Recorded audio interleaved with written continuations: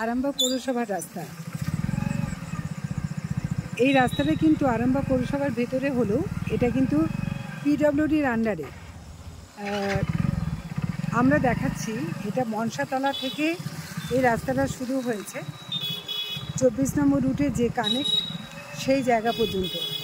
গোটা রাস্তাটা আপনারা দেখুন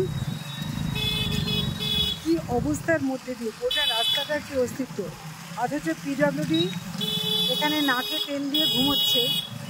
পিডব্লিউডি রোডস ন্যূনতম দায়বদ্ধতা নেই এবং এই রাস্তাটার দুটো পাশে কোনো ড্রেন নেই। তার ফলে একদিকে হচ্ছে রাস্তাটার বাঁধ আর একদিকে হচ্ছে বিভিন্ন ব্যবসায়ী প্রতিষ্ঠান। আমি আমার ক্যামেরা পার্সন কুশকে বলবো একটু জোরেই যেতে, কারণ অনেকটা পথ আমাদের দেখাতে হবে।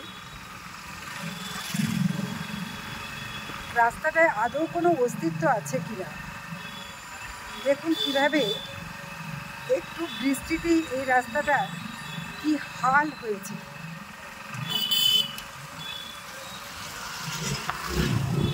দেখুন, এটা হচ্ছে আরামবাগ পৌরসভার ভেতরে অত্যন্ত ব্যস্ততম, এটা 24 নম্বর রুট। এই 24 নম্বর রুটের যে রাস্তা অত্যন্ত গুরুত্বপূর্ণ এলাকা, এই রাস্তা দিয়ে আমরা এখন যাচ্ছি। দেখুন কি অবস্থার মধ্যে দিয়ে প্রতিনিয়ত মানুষদের যাতায়াত করতে হয় এবং কতটা ঝুঁকিপূর্ণ যাতায়াত করতে হয়।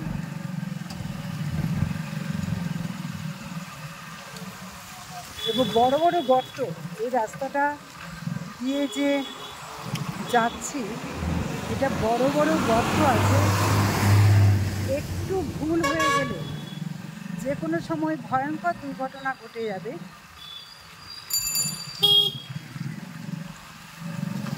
এখানে বড় বড় ব্যবসায়ী প্রতিষ্ঠান আছে, চার্চ।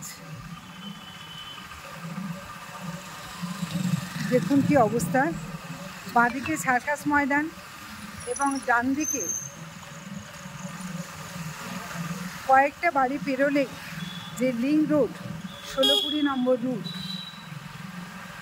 এই জায়গায় রাস্তার কি বেহাল অবস্থা। এই রাস্তাটা কিন্তু রক্ষণাবেক্ষণের দায়িত্ব পিডব্লিউডি রোডসের, কিন্তু এই রোডসের দপ্তর কিন্তু আরামবাগ শহরের মধ্যেই। এখন প্রশ্ন হচ্ছে, তাদেরকে কেউ অভিযোগ যদি না করেন, তা তাদের যাদের রক্ষণাবেক্ষণের দায়িত্ব তারা নিজেরা দেখবেন না যে তাদের রাস্তাগুলোর কি অবস্থা হয়েছে।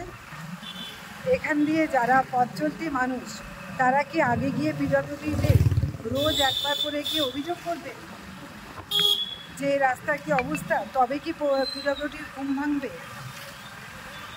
এই রাস্তাটা গিয়ে সামনেই হচ্ছে 24 নম্বর রুট শেষ হয়ে এই জায়গাটা হচ্ছে যুক্ত হচ্ছে আরামবাগ গৌরাটির মোড়ে। দেখুন কি অবস্থা, আরামবাগ গৌরাটির মোড়ে এইটাই হচ্ছে লিং রোড, এখানেই শেষ হচ্ছে।